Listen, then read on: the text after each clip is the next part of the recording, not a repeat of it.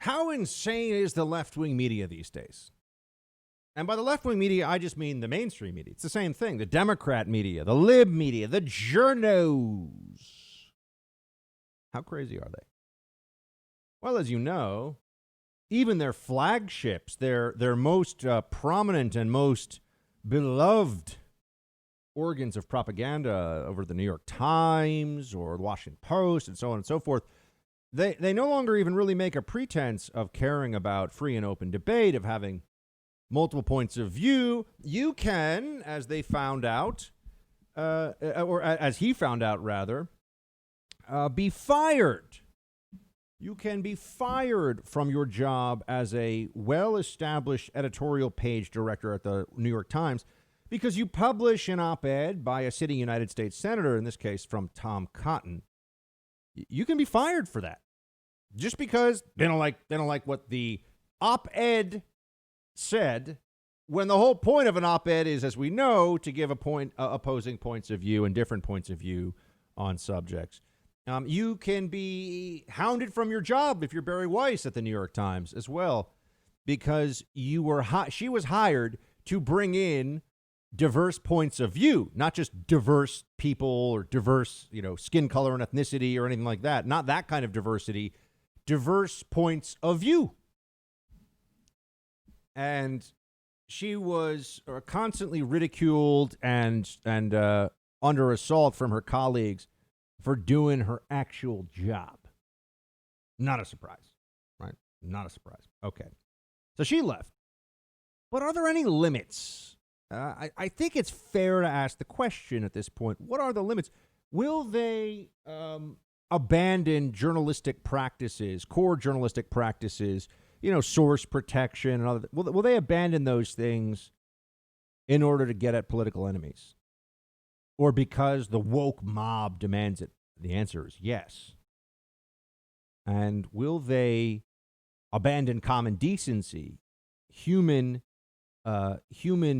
honor and obligation to each other, and the most essential tenets of being just a humane, ethical person? Will they just forget all of that, get rid of all of that, because they find themselves wanting to settle a score with someone? The answer is yes. Tucker last night on Fox. Tucker show on Fox, as we know, has been, he's really been the command center of the anti-mob resistance now for the last 2 months. He's been carrying a very heavy burden here and helping out by speaking the truth. Not always saying Trump's doing a great job, by the way, but by speaking the truth, Tucker's been doing a great job. And he does the job that he has so well because he sees it as an opportunity to have a meaningful reach in American public discourse right now, and knows that TV is fickle and who knows, and things come and go. And he's been in the game a long enough time to know you do the most you can while you're in the seat. And that has been his approach, not the sort of more corporate friendly always, or corporate friendly first, I should say. How does this affect me and my career? He's thinking, what does this mean for the country? Yeah, of course he wants to do a good show, wants good ratings and all that. He's got the best ratings of any cable host ever this last quarter. But the left hates him because of this. We know that. Of course, that's not a surprise at all. The left absolutely despises Tucker Carlson, in part because he's effective and makes their lives harder, because he's able to counteract their arguments, to counter their lunacy. But also, they just hate him on a personal level. They hate what he represents, and they want to see him destroyed. Not enough merely to be deplatformed. They want to see him destroyed. I will just briefly note that there was a lawsuit that was brought against Hannity that named Sean Hannity, obviously a host on Premier Networks, Tucker Carlson over Fox News, and Ed Henry. Ed Henry's been terminated because there was credibility right from the outset, from what I understand, to those allegations. That's why Fox terminated him, and they've made that clear. The stuff against Tucker and Sean is not only do I not believe it, it's not even real. Like, the allegations aren't. You read them, you go, what? That's not. Saying I'm in the city alone tonight is not an invitation to someone's hotel room for sex. That's not the same thing. That's a huge leap that the complainant made there. And the one against Sean also, it's just, they're both. So I don't want to ever think, I don't want you to ever think that I'll avoid talking about conservatives when they get into trouble about things like this. I'll tell you the truth on it. The stuff against Sean and the stuff against Tucker is just bogus. It's just garbage. It's a lie. Or the aspect of it that may be accurate is so minimal and not in any way harassment, or that it's like, why are you even bringing this? Who even cares, right? It's just nonsense. The stuff against Ed Henry is pretty. You cannot read that with the kids around. I read the lawsuit. I read the whole lawsuit. Ed Henry.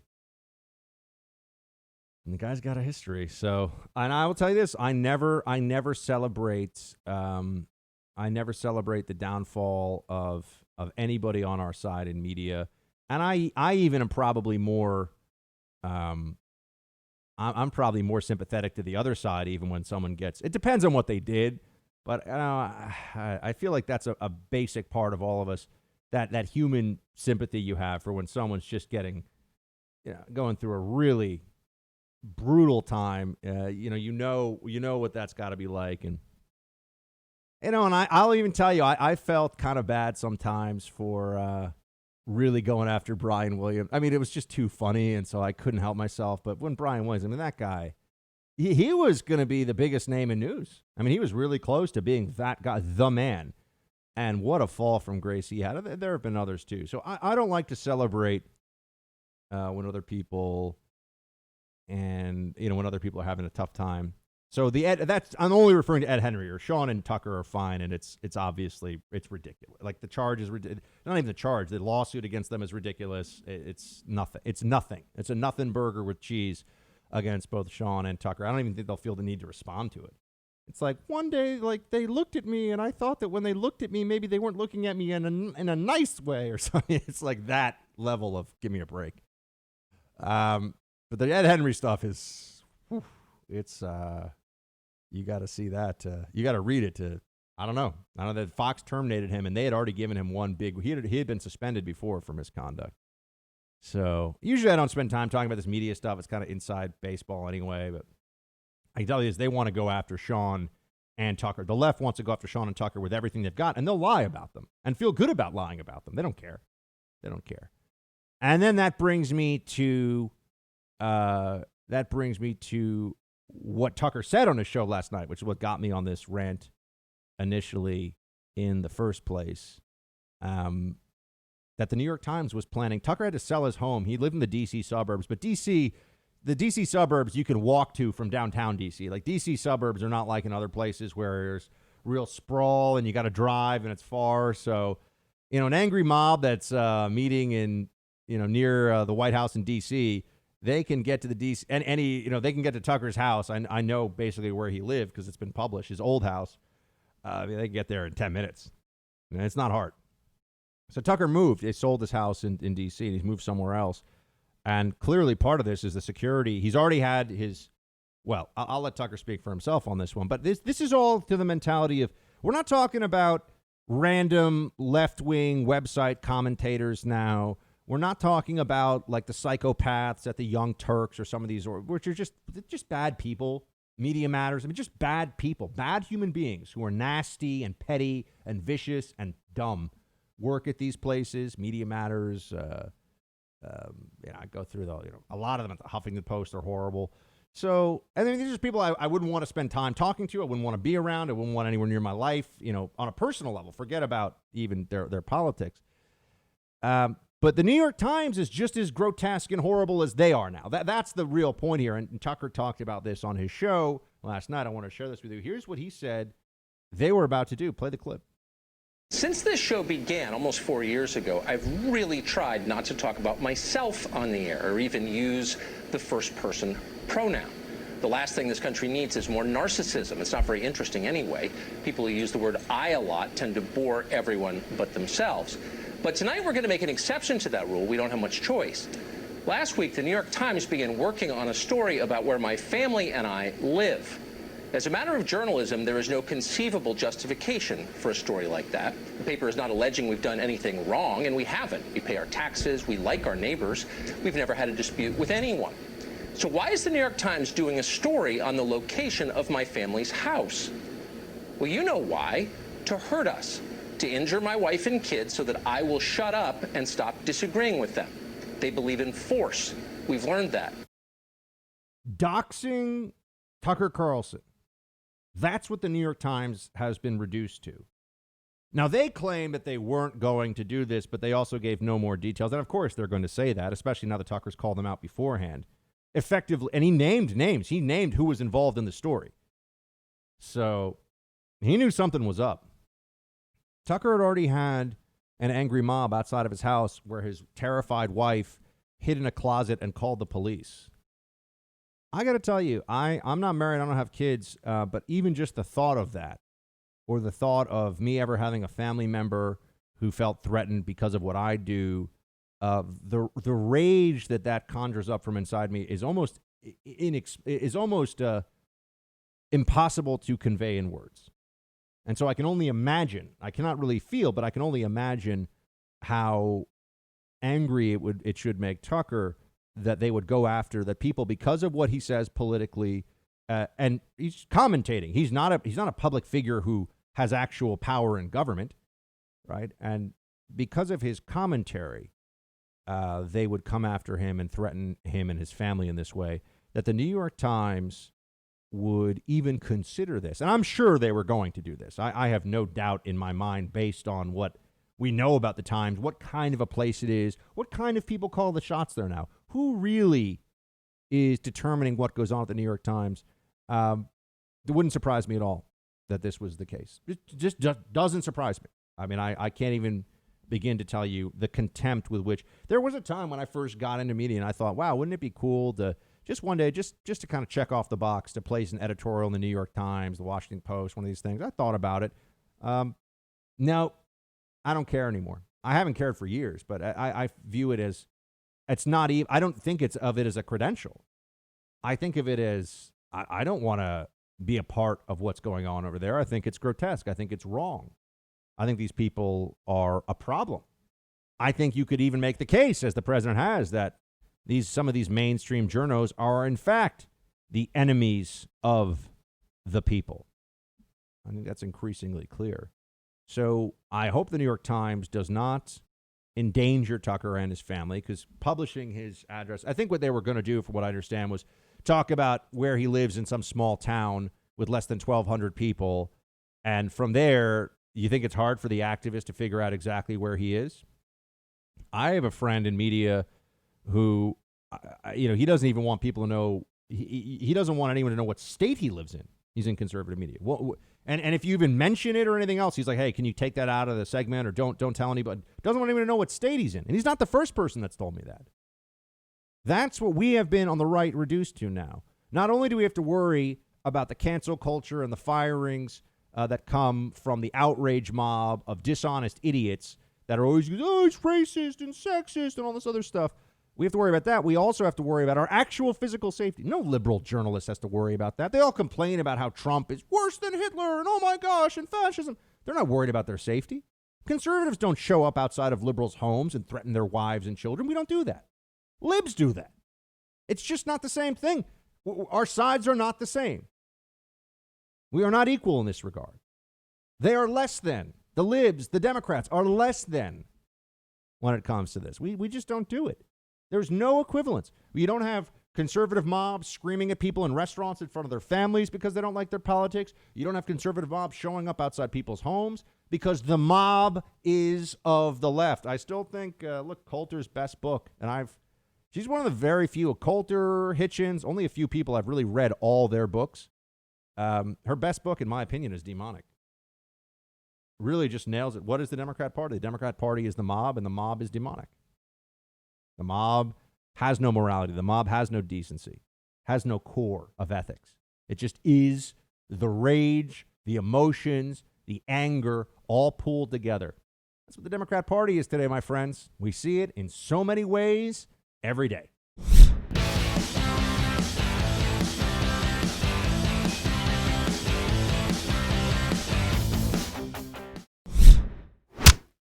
Well, our message to them is let's get going.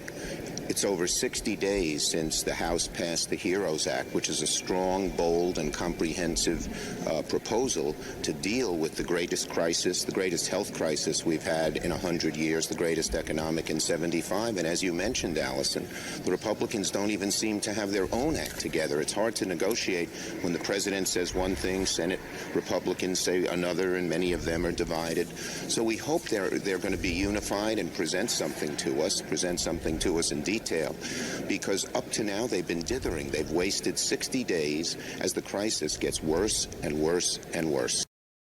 Ah, yes, the Chuck Schumer version of reality, which is quite different than reality, because Chuck Schumer is an unrepentant and maniacal liar. But yeah, we're going to have a new coronavirus relief bill coming up in the next few weeks here.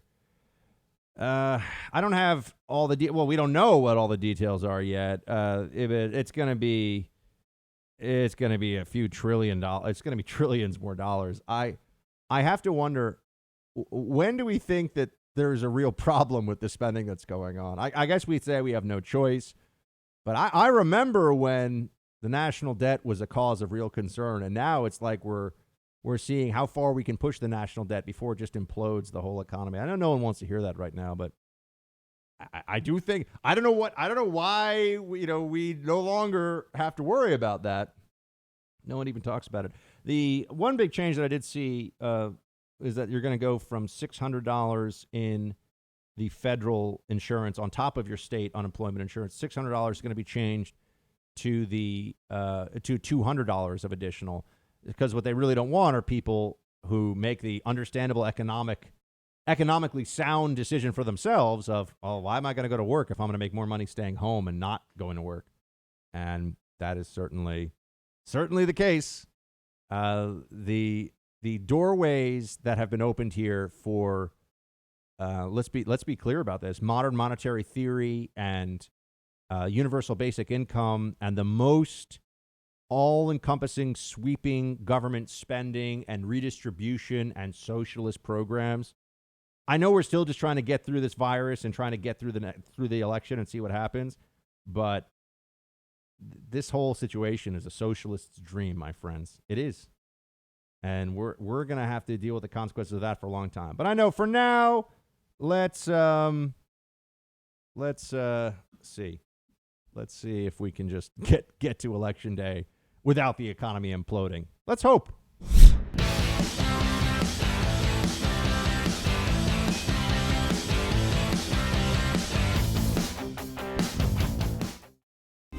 It's time for roll call. Roll call. Producer Mark, you think if we play that roll call enough, we could bring back jazz flute? Like as a medium in general? Just bring back jazz flute, like make it cool again, like kind of like make Kenny G cool again, but that's technically, I think, the clarinet. I don't think that's going to work very well. You don't think we've got that kind of juice? I mean, it's good for like 20 seconds. Like, cool. I don't know if people are just going to listen to it. Man, I just want to groove out to some jazzy jazz flute tunes. Then go to a jazz club. Well, I would, Producer Mark, but Governor Cuomo does not allow me to have any fun. Is your governor worse? Our governor, Phil Murphy, yesterday announced the Jets and Giants will not be getting a waiver to have fans in the stands. Oof. So I guess, is he worse? Is about the same? Oof. Rough. But what I said is, when did the Jets start allowing fans in the first place? Have they ever? Oh, sick burn for the Jets fans. For the Jets fans, a burn from Producer Mark. Producer Nick points out Kenny G is the alto sax. So, don't even know what that is. Yeah. I'm not bougie like you guys and listen to jazz. So, bougie indeed. Let's go. Let's get to it. Jasper. Hey, Buck, this is Jasper from Colorado. I'm 21. I listen on Spotify every day I work, and I love it. You're the best. Jasper, thank you. I think you're the best. Anyway, I was hoping you could help me out on my lib friends on Facebook who claim President Trump is a rapist and a pedophile because he was close to Epstein. Are there any articles defending Trump? Thanks. P.S. Producer Mark is amazing. I also agree with Buck's opinion on the Karen thing. I think it's idiotic. Shields high. Well, thank you so much. I appreciate that. So does Producer Mark. And I'll say this. On the Epstein issue, there is so much effort from the libs to try to make it seem like, Clinton hung out with Epstein, Trump hung out with Epstein. No. Epstein was a member of, or hung out at Mar-a-Lago, which is a country club, a private club with hundreds, if not, I think probably a couple thousand members. So people who come there get their photos taken with Trump. They talk to Trump. It's like Trump is the maitre d' at a restaurant there. Well, he's the owner, but it's like Trump's the owner of a restaurant. And people show up at a restaurant. They want to talk to you. You talk to them. That doesn't mean that they're your friend. Right? It doesn't mean that they're close. Flying on someone's private jet 20 some odd times, 30 some odd times, whatever the number is, that's a lot of time together. A lot of time talking, spending time together. So Clinton has much closer familiarity with Epstein than Trump did. And for your friends, Jasper, I would say Trump did not spend as much time with him as Clinton and some of the other named people in this whole Epstein affair. And I think in a lot of ways, it's also important to point out that Trump was one of the only people who took public action against Epstein before everybody knew what a monster he was. Trump was like, you're hitting on a 14-year-old girl, the daughter of a member at my club. You're hitting on a 14-year-old at my club. You're done. You're out. Banned him from the club. This is a matter of record. Said you're out. That's a stronger action against Epstein than you saw from anybody else in his social circles, okay? So just understand that. Trump was actually like, this guy's a creep and did something about it. And other people around him didn't do anything. They were all feeding at the trough. Wanted to fly around on the jet, go to the island. So, and just to your friends, Jasper, there's zero evidence of any kind that Trump, he didn't get a massage at any of the Epstein properties. He wasn't going to pedophile island like other people were. Trump knew this guy from Mar-a-Lago, where Trump knew hundreds, if not thousands of people. And Trump was like, this guy's a creep, and he's done, and he's dead to me, basically. So let's be very clear on all that. Very important question, though, Jasper. And I'm so glad you're listening on Spotify. Look, I find Spotify, for those of you that use it, it's so easy to listen to podcasts on. Of course, so is the iHeart app, the company we work for. But if you're a Spotify person, that's another way to do it. Jeffrey, you see that, Producer Mark? I know who home team is. Well done. Yeah, I want us to stay employed, so I'm good like that. Jeffrey, hello, Buck and Producer Mark. While I'm not usually a fan of boycotts, I have come to the conclusion that this one may be worthwhile. Walmart has mandated that in order to shop at any of their locations, a mask must be worn. Since most everything on the shelves at Walmart is imported from China, boycotting them is a win-win for Americans in general. I personally will never set foot inside one again. Small businesses need our help more than ever, and I refuse to bend the knee to these fascists. Still, out here hauling frozen food through the pandemic to help do my part and keep America fed, holding my shield high and wearing the armor of God. Well, Jeffrey, God bless, man. Thank you for writing in. So, Jeffrey, it sounds to me like you're saying you want to boycott Walmart because they want people to wear masks and because of them getting a lot of stuff from China. Now, on the mask part of this, and thank you for being an essential worker who's making sure that I'm always stocked up on frozen food. Unfortunately, a little too much frozen food. If you see my belly, get in my belly. That's what I say to the ice cream, Producer Mark, and it does. It gets into my belly. We've gotten to that point where you've started talking to ice cream. Great. I'm like, get in, lad. Get in the belly. It tastes so good in your mouth, lassie. Anyway, or laddie, not lassie. Yeah, where were we? Okay, China. Probably the worst country. China is causing problems for us. Should you boycott a store because they get stuff from China? Jeffrey, let me think on this one a little bit, because I see where your head's at on this one. On the mask thing, I got to tell you, there's a problem that stores have now with liability. In fact, producer Mark, do we have? I know we don't usually throw clips in the midst of roll call, but I think Mitch McConnell talked about this. Play 13. Yeah, tomorrow begins the process of socializing what we've been discussing with the administration over the last 2 weeks with our members. And if you're looking for a theme here, think liability protection for those who've been trying to deal with the pandemic. We don't need an epidemic of lawsuits on the heels of the pandemic we're already struggling with.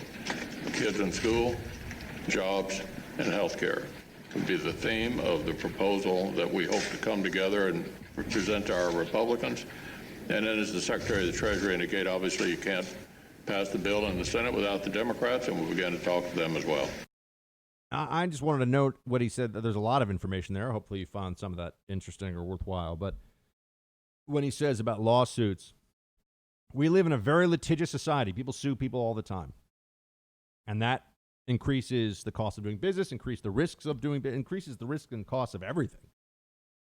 And because the American Bar Association, the lawyers are all so powerful now, we're never going to get real tort reform. It's a shame. I remember when ambulance chasing was considered bad. Now it's like a stepping stone to being president. An ambulance chaser used to be an epithet, and now it's like, guy made millions as an ambulance chaser. Good job. Okay, well, not really. So, Bruce Mark, what the heck was I talking about? Oh, Walmart. Thank you. But when was the last time you were in a Walmart? A couple months ago. Okay, so pretty recent. I regretted it. Because I've been in Walmarts a lot when I lived outside of New York. So, when I've traveled and when I've spent time at, I could always, I guess, go to the, on-base store as well. But when I've spent time in U.S. military bases, I've gone to Walmarts. Then I'm just thinking off the top of my head when I've been to Walmarts, because they don't really have one. There's one in D.C. I used to go to all the time. So when I lived in D.C., I was constantly going to Walmart. It's just amazing. That's kind of what I was going to get. I mean, the fact that there's so much stuff in these stores, you can walk into a Walmart and basically, if you had a home that was bare walls, bare floors, get everything that you need for the home, everything you need for your clothing, and all the food you need too, and never leave that store. Right? Target is much better. Well, Target is very fancy. Yeah. Target, it's just higher quality Walmart. Yeah. Walmart's fine, but I like Target. Yeah, look, I remember I used to get a great deal on my gluten-free chicken nuggets at Walmart. Actually, much cheaper than at Whole Foods, and the same brand too, much cheaper. For some reason, when you go into Walmart, people just lose all sense of other people being around them. They just have no more manners left. Like, people become wild animals at Walmart. What wasn't the guy who was like, I'm afraid. You're making me afraid. He was yelling at that was a Walmart, right? That was Costco. Oh. Where do we put what's the vibe? I haven't been to a Costco in a decade plus probably. What's the vibe at Costco? I'm not a member, but I do use BJ's occasionally. There's a lot of people around. You just buy a lot of stuff. That's what those stores are good for. You obviously probably wouldn't use them because you live in a small Manhattan apartment. Yeah, no, I don't have a place to put the 2 rolls of toilet paper that I have already. Never mind storing 100 rolls of toilet paper that I would buy at a Costco. I used to go to a store when I visit my grandparents had a place in the Hudson Valley. That was where I spent summers for 20 years. And we used to go to a store. I don't even know if it exists anywhere else. Or we used to go to it was kind of like a Walmart. It was called Ames. You ever heard of that? I think I have heard of that. I don't even know if that might be an upstate New York thing. I don't even know if it still exists. Does it still exist? I don't know. I'm Googling it. Are there any Ames stores left? Oh, no. Whoops. Ames is donezo. In November 2000, Ames closed 32 stores, 31 of them being newly acquired. And Ames closed 54 additional stores 2000. No, Ames is gone. So Ames lost the war with Walmart, I guess, in a sense. Yeah. It was based in Rocky Hill, Connecticut. founded in 1958. Wow, I'm learning all. That was my Walmart growing up. We used to go to Ames all the time and get, everything from weed whackers to socks to all kinds of stuff. So maybe that's where Walmart and Target got the ideas. Oh, I was talking about masks, though. So masks, it's a liability issue for the stores. That's what I was trying to say. So that's why I try to be understanding when stores say wear a mask, because right now everyone's so freaked out and you don't want lawsuits over masks. So there you go, Jeffrey. That's an important part of this.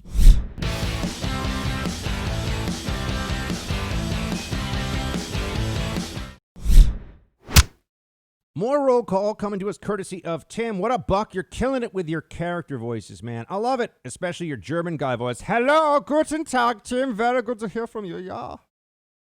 Perhaps we can send you some lederhosen. Perhaps producer Mark can lend you his lederhosen. Do you even have lederhosen, producer Mark? Is a lederhosen. I'm going to let you Google that one, and then you can get a pair for yourself to wear on the street. Very fancy looking. Yeah, I will not be wearing that anytime soon. Producer Mark wearing lederhosen is my favorite new meme. I don't know. Someone's got to send that one in. But you guys don't know what he looks like, so I guess we can't really do that. Yeah, I mean, first procuring a picture of me would be interesting. And then yes. doing that. Oh, I'm sure this audience could do it, though, which would actually kind of freak me out. I'm sure they could probably. I don't want them to. Yeah, they could probably get our first grade report cards if we really put them to it. So I don't need that. I don't need that to happen. Anyway, Germ. Oh, and of course, your Hillary Clinton. Hello. Every time you say that, I imagine her head quickly poking out from behind a door or chair, saying hello, and quickly ducking back where she came from. I told my dad in Auburn, California about your show. He's an Army veteran and a retired peace officer of 32 years, and he loves it. He's on Team Buck. Shields high, man. Tim, thank you so much. Big shout out to you for passing the buck to your dad. We really, really appreciate it. It means so much to us here. And thank you for that. Also tell him thank you for his service in 2 different capacities. So as for character voices, yeah, man, look, I try to make the show as fun and listenable as I can every day. And when I'm enjoying it, I hope the audience is enjoying it too. And a part of that is having some fun with this stuff. So there you have it. And the part of that is going, oh, Hillary's running again. Sounds nothing like Hillary Clinton, but everyone kind of knows it captures Hillary's essence. Where is Elizabeth Warren? It almost sounds like her. I grew up. I was told I had high cheekbones, and so that's where the whole. That's where the whole. I'm a part Native American, because that's what I was told growing up. Oh yeah. Yeah, Elizabeth Warren. There you go. Greg. Hey Buck. Hello from Denver again. I am angry. I'm not sure what is worse, radical left Democrats or Republicans that talk a big game but never deliver because they have no freaking marbles when it comes down to the nitty-gritty. They only support Trump when he's doing well in the polls. Such a bad move. Also, one more thing. You always talk about how Democrats are making our lives and the economy miserable to get Biden elected. Are potential Trump voters really that dumb to not see what's going on with this? American voters can't be that dumb. Can they? Shields high. Well, Greg, I don't think that Trump voters will see it that way, but you got to think about how it looks to somebody who's not, reading about politics every day, who just is looking at their paycheck every 2 weeks coming in from, from the company they work for, the store they work in, and they're seeing, their health care costs and trying to pay their rent, and they look around and say, well, what's going on in the country? This boils down to that most basic question, are you better off now than you were 4 years ago? And if Democrats make everyone miserable, for somebody who doesn't pay attention to the fact that Democrats are making us more miserable, they're not going to be held responsible for it. Trump, by that swing voter, is perhaps going to be held responsible. That's the plan. That's why the Democrats really do want to make America miserable again. That's what they really believe in.